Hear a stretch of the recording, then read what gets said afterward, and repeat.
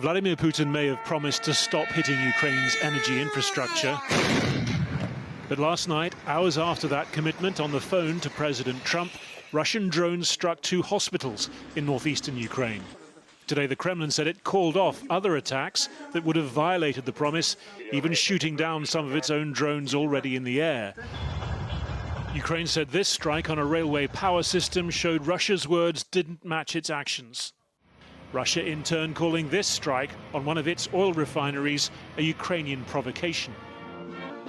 In Helsinki this morning, President Zelenskyy said a like-for-like suspension of such attacks was still possible if the US monitored it.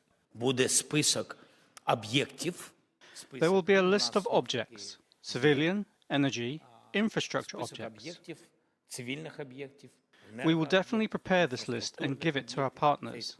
If the Russians don't hit ours, we will definitely not hit theirs. That's still well short of the unconditional 30-day ceasefire that Ukraine had already agreed to under US pressure. At the time, the US said that put the ball in Vladimir Putin's court. If so, he hit a different one back to President Trump in last night's call. Each side had its own rival readout of what was said. The White House saying the leaders agreed to an energy and infrastructure ceasefire, as well as technical negotiations on implementation of a maritime ceasefire in the Black Sea, full ceasefire and permanent peace. The Kremlin said the ceasefire was for energy infrastructure alone, adding that the key condition for preventing the escalation of the conflict should be a complete cessation of foreign military aid and the provision of intelligence information to Kyiv. Not so, said President Trump shortly afterwards. No, he didn't. We didn't talk about aid, actually. We didn't talk about aid at all. Is one side lying? I mean, what's going on here? It's naive to think that Russians would agree to the ceasefire without any conditions. They de facto rejected Trump's idea, but Trump cannot honestly say it. So he's trying to fudge it and present it as a success. You don't have the cards right now. Nearly 3 weeks on from their rancorous confrontation in the Oval Office, Presidents Trump and Zelenskyy spoke today on the phone, Trump saying they were very much on track. Zelenskyy calling the call productive ahead of further technical talks in Saudi Arabia in the coming days. I would just like to emphasize we have never been this close to peace, and it's only because of President Trump that we are here. Intelligence sharing in terms of defense for Ukraine will continue to be shared. If that for Zelenskyy came as a welcome riposte to Russia's demands, he offered no comment on another Trumpian curveball in their conversation, that the United States protect Ukraine's nuclear power plants by taking ownership of them. Today, something more tangible, a routine prisoner exchange, but larger than usual, involving scores of Ukrainian and Russian soldiers. In the crowd, a woman shows pictures of others still missing in a war that, for all the talk of ceasefire, is by no means over. Well, joining me now is the former Foreign Secretary, James Cleverly. Mr. Cleverly, is Donald Trump and indeed the rest of the world effectively being played by Vladimir Putin?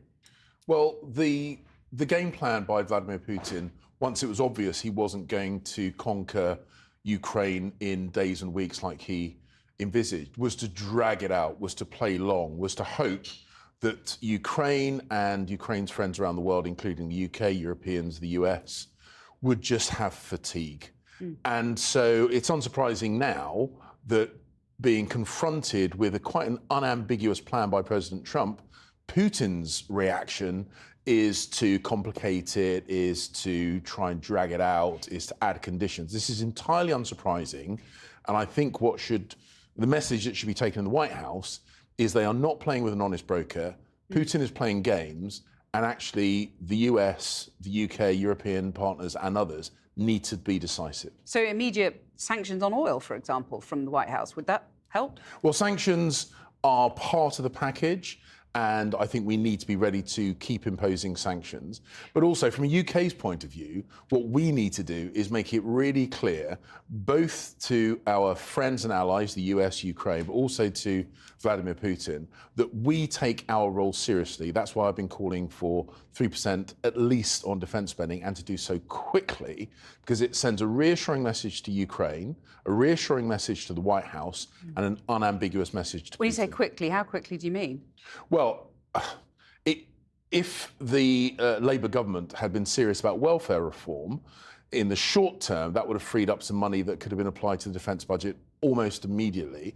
But this kind of getting there slowly, maybe to 2.5% by 2030, it is far too little, far too slowly. We've got to recognise there has been a fundamental shift in the environment that we're working in. America expects us to up our game. We really should do that now. It's a pretty tough message to disabled people, you know, take your benefits, cut your benefits to put into defence, isn't it?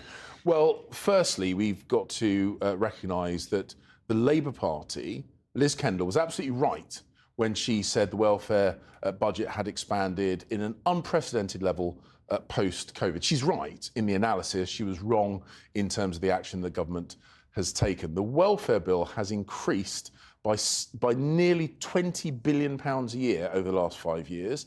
A modest slice of just that increase would be a game changer when it comes to defence spending. And as I say, it would send a really important message. It would... You could have done this when you were in power, couldn't you? When you were Foreign Secretary, you could have made that argument, cut welfare at that time, plan ahead. You didn't. I mean, that was a failing, wasn't it? So we did have a plan to start reining back on the welfare budget. Putting into defence is what I'm talking about. Some of the headlines of Liz Kendall's announcement was just rebadging of proposals that Mel Stride put forward when he was Work and Pensions Secretary. But the point is, the situation over the last couple of weeks, President Trump making it absolutely clear that he expects Europe, including the UK, to up our game and do so immediately, means there is an imperative now which amplifies the need to do what probably we should have already done. Why do you think Trump has given Putin what he wants then?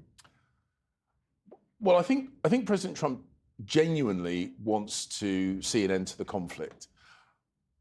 I think his definition of what a successful conclusion looks like is different to the UK's, and I think different to President Zelensky's definition. And ultimately, I've always said, and I said this when I was Foreign Secretary, it is for the Ukrainians to say what they would be comfortable with, and it shouldn't be imposed upon them, not by the US, not by us, not by anybody. You're an Army Reserve officer. A lot of European nations are debating the return of conscription. Is that a debate, at the very least, that Britain should be having? Well, we've not needed to have a conscripted army for a very, very long time. Most European countries either have still got some form of conscription or stopped it only very comparatively recently. The UK has been a volunteer army. It's one of our great strengths, and I don't think we should look to change that at the moment. So would you sign up if it was to come to war? Well, I'm already a soldier, so I so you'd expect to fight. You'd be ready. So everyone in the reserve ultimately is conscious of the fact that we might be called upon to do so. But one of the things that I've said is we need to replenish our ammunition stocks. That can be done very, very quickly. We need to refurbish our service accommodation. That will help with retention. And we need a fundamental shake-up of our recruitment administration, because there are plenty of people that want to join. It's just too slow to get them into uniform. Just want to ask you, while we've got you here, about some focus groups that we've been doing on your leader, Kemi Badenoch. People in Grimsby made it clear they basically don't know who she is. What does she need to do about that? And is one solution, as some of your colleagues are openly saying now, bring back Boris Johnson? Well, firstly, we've got to recognise that Kemi's only been leader for a few months. And within the Westminster bubble, that feels like a long time. But out in the real world, where people have got real lives to live, they're suffering from the disadvantages of having a Labour government, they're focusing on other things. So, yes, we need to get cut through. That was never going to be instant. And Kemi's got a programme of work to make sure we've got a good policy platform. And with regard to Boris, I don't know whether Boris wants to come back. I get the chance to talk to him every now and then. He's not raised that. But if he did, would you welcome it? Well, Boris is a Conservative, and I've always felt that we should have the strongest Conservative voices campaigning for a Conservative government. But as I say, you're not ruling it out in return for Boris Johnson. It's not my decision to make, and I don't. Sounds like you'd be quite happy to see him back. Look, I've worked with Boris for a very, very long time. He's a staunch Conservative. He's a fantastic communicator, but it's not for me to say whether we should bring him back. You should ask him whether he wants to come back. Well, we'd love to get him on the programme. James Cleverly, thanks very much for joining us.